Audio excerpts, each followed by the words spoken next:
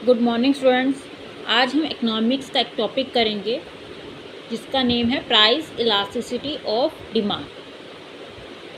Firstly meaning, price elasticity of demand होता क्या है? Price elasticity of demand refers to percentage change in quantity demanded due to percentage change in on price of a commodity. हमारे पास कोई भी commodity है, उसके price में चेंज होने की वजह से अगर उसकी क्वांटिटी डिमांड में कोई भी चेंज आता है तो उसको कहते हैं price elasticity of demand. Now हमारे पास है measurement of price elasticity of demand. Price elasticity of demand के हमारे पास कितने मेजरमेंट्स हैं? 2। एक फर्स्ट मेथड है हमारे पास प्रोपोर्शनेट और परसेंटेज मेथड। फर्स्ट मेथड कौन सा है? प्रोपोर्शनेट और परसेंटेज मेथड। सेकंड मेथड है हमारे पास ज्योमेट्रिक मेथड। नाउ हम फर्स्ट मेथड प्रोपोर्शनेट और परसेंटेज मेथड को एक्सप्लेन ब्रीफली पढ़ेंगे। फर्स्ट है हमारे पास इलास्टिसिटी ऑफ डिमांड। ईडी को ईडी से नोट करते हैं इलास्टिसिटी ऑफ डिमांड को, एंड इसका फॉर्मूला क्या होता है हमारे पास? Proportionate change in quantity demanded divide by proportionate change in price. Proportionate change in quantity demanded कैसे निकालते हैं? Change in demand divide by initial demand multiply by 100। Initial demand यहाँ पर हमारे पास क्या है? पुरानी डिमांड कितनी थी, और चेंज इन डिमांड, डिमांड में कितना चेंज हुआ है। ऐसे ही हम प्रोपोर्शनेट चेंज इन प्राइस निकालेंगे। प्रोपोर्शनेट चेंज इन प्राइस कैसे निकालते हैं? Change in price divide by initial price multiply by 100। Price में कितना चेंज हुआ है, हमारे पास पुराना प्राइस कितना था, उसको 100 से मल्टीप्लाई करेंगे। अब हमें चेंज इन डिमांड अगर फॉर्मूले में लिखना हो तो कैसे लिखेंगे? Q1 minus Q upon Q। अब अगर हमें चेंज इन प्राइस में फॉर्मूले को लिखना हो तो कैसे लिखेंगे? P1 minus P divide bye P। Now Q1 minus Q मतलब न्यू क्वांटिटी में से आप पुरानी क्वांटिटी को सब्ट्रैक्ट कर रहे हो, तो हमारे पास क्या आ जाएगा? Change in Q। Change in Q upon initial quantity, और P1 माइनस P से क्या निकलेगा आपके पास? Change in P। Change in P divide by initial price.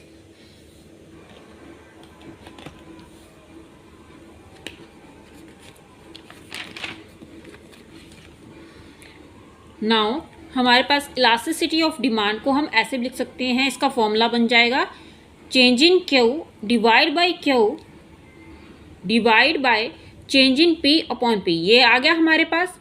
अगर हम इसको सॉल्व करें तो कैसे होगा? Change in Q upon Q multiply करेंगे तो ये ऑपोजिट हो जाएगा, P upon change in P। हम इसे कह सकते हैं elasticity of demand is equal to change in Q upon change in P multiply by P upon Q। में हमारे पास क्वांटिटी में कितना चेंज हुआ है, प्राइस में कितना चेंज हुआ है, मल्टीप्लाई किससे करेंगे? इनिशियल प्राइस कितने रहे हमारे पास और इनिशियल क्वांटिटी कितनी थी। यहाँ पर ईडी हमने किसको दिखाया है? प्राइस इलास्टिसिटी ऑफ डिमांड, और Q को initial demand, Q1 new demand, P initial price, P1 new price. यहाँ पर इनिशियल वर्ड हमने ओल्ड के लिए यूज़ किया है। Change in Q, change in demand, change in P, change in price. ये हमारे पास था प्राइस इलास्टिसिटी ऑफ डिमांड का टॉपिक।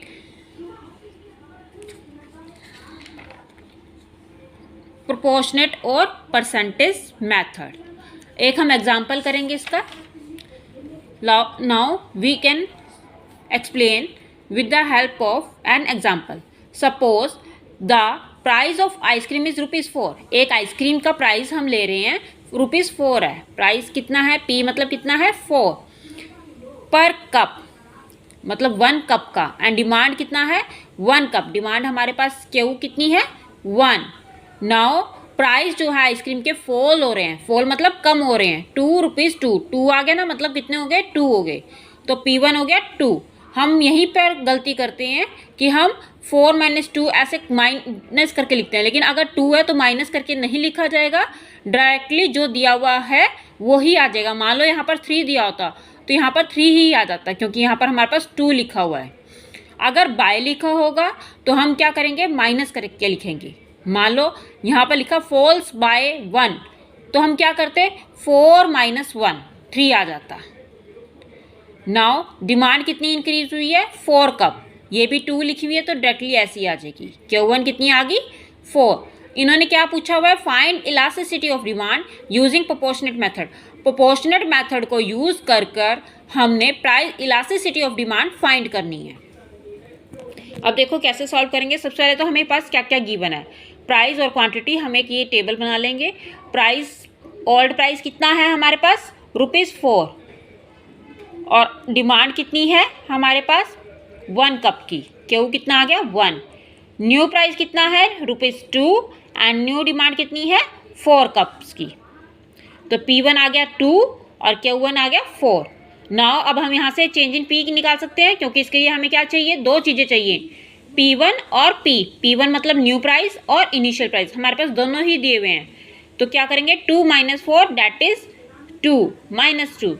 नाउ क्वांटिटी भी ऐसी ही होगी। पहले हमारे पास कितनी थी, Q 1, new quantity 4। Change in quantity कैसे निकालते हैं, न्यू क्वांटिटी में से पुरानी क्वांटिटी को माइनस करते हैं। 4 - 1 दैट इज 3। तो हमारे पास चेंज इन डिमांड कितना हुआ, 3 कप्स का।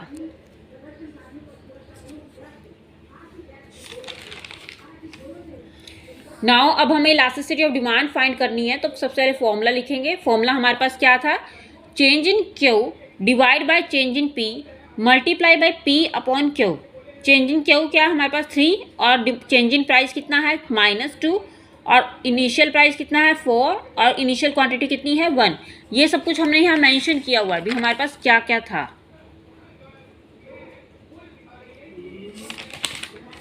नाउ फॉर्मूले में पुट कर दिया हमने, तो हमारे पास इलास्टिसिटी ऑफ डिमांड आ गई 6। Elasticity of demand is equal to 6। ये फाइंड करने, इलास्टिसिटी ऑफ डिमांड फाइंड करने का ये सारा एक तरीका है। नाउ हमने प्राइस इलास्टिसिटी ऑफ डिमांड के 2 मेथड्स कहे थे आपको। 2 मेथड होते हैं ना, एक मेथड हमारे पास था प्रोपोर्शनेट मेथड और एक मेथड था ज्योमेट्रिक मेथड। ये सारा जो भी हमने किया है प्रोपोर्शनेट मेथड है,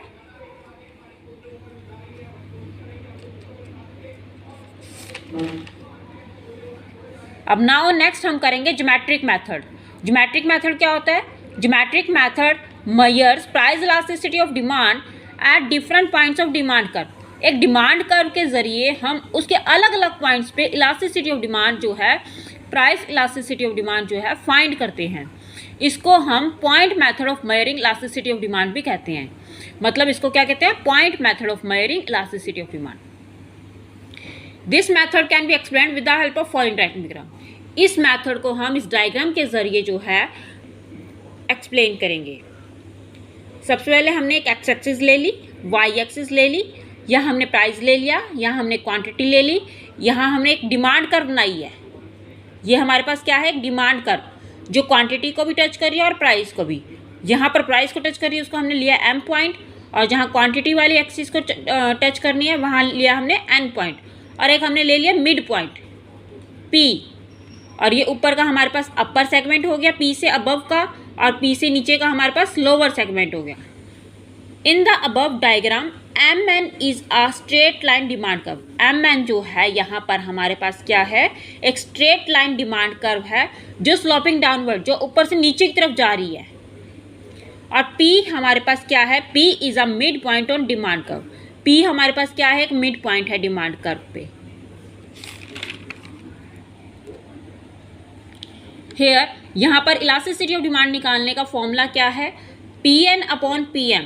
पी एन क्या है, lower segment from P, P से लोअर सेगमेंट, पी एन बोला है ना, पी एन ये लोअर सेगमेंट, और अपर सेगमेंट क्या हो जाएगा, पी एम। तो हमारे पास फॉर्मूला क्या बन जाएगा इलास्टिसिटी ऑफ डिमांड फाइंड करने का, elasticity of demand is equal to P N upon P M, lower segment divide by upper segment. ये हमारे पास इलास्टिसिटी ऑफ डिमांड निकालने का फॉर्मूला है ज्योमेट्रिक मेथड में। Now price elasticity of demand at different points on demand curve. यहाँ तो सिर्फ हमने मिड पॉइंट शो किया है। अब अगर हमारे पास अलग अलग पॉइंट्स, हम डिमांड कर्व पे अलग अलग पॉइंट्स ले लें तो उन पर इलास्टिसिटी ऑफ डिमांड क्या है, तो ये कैसे करेंगे।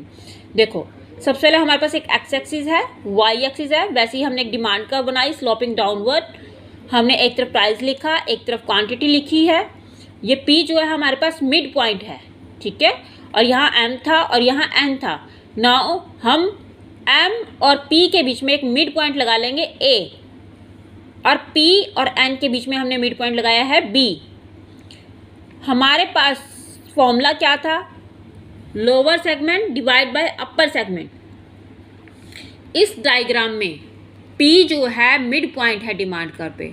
अगर हम एट पॉइंट पी पॉइंट पे अगर हम इलास्टिसिटी ऑफ देखें तो वो 1 के बराबर होगी, यूनिटी, क्योंकि हमारे पास फॉर्मूला क्या था, लोअर सेगमेंट, मतलब ये lower segment divide by upper segment. क्या आ जाएगा हमारे पास, पी एन, तो हमारे पास क्या आ जाएगा, P N divide by P M. तो हम यहाँ पर क्या लिख सकते हैं, elasticity of demand P N divide by P M.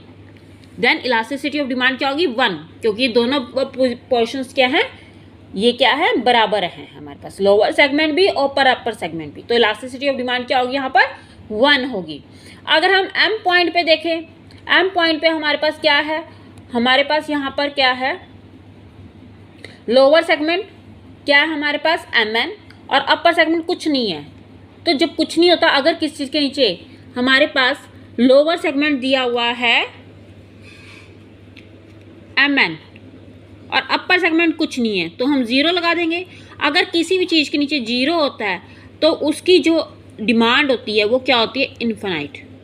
तो इसकी इलास्टिसिटी ऑफ डिमांड क्या होगी, इन्फिनाइट होगी। किस पॉइंट पे, at point M. Now next है हमारे पास एट पॉइंट एन, इस वाले पॉइंट पे होगी elasticity of demand equal to 0। अब देखो यहाँ पर 0 कैसे होगी, नीचे का लोअर सेगमेंट क्या है, लोअर सेगमेंट हमारे पास कुछ नहीं है 0, और अपर सेगमेंट है हमारे पास एम एन। तो जब 0 आ जाता है किस चीज़ के ऊपर, तो वो आ जाता है 0। तो यहाँ पर है हमारे पास at point N elasticity of demand क्या आएगी, 0। नाउ नेक्स्ट पॉइंट हमारे पास A, at point A elasticity of demand क्या होगी, ग्रेटर देन 1। यहाँ पर हमारे पास लोअर सेगमेंट क्या है, ए एन, और अपर सेगमेंट ए एन। तो यहाँ पर कैसे लिखेंगे, लोअर सेगमेंट है ए एन और अपर सेगमेंट है हमारे पास ए एन। तो यहाँ पर इलास्टिसिटी ऑफ डिमांड क्या होगी, ग्रेटर देन 1, 1 से ज़्यादा होगी elasticity of demand. Now next है हमारे पास elasticity of demand less than 1 at point B. B point को देख रहे हैं हम, यहाँ पर इलास्टिसिटी ऑफ डिमांड क्या है, लेस देन 1। यहाँ पर हमारे पास लोअर सेगमेंट क्या आएगा, B N divide by M B, और यहाँ पर इलास्टिसिटी ऑफ डिमांड क्या है, 1 से कम है हमारे पास।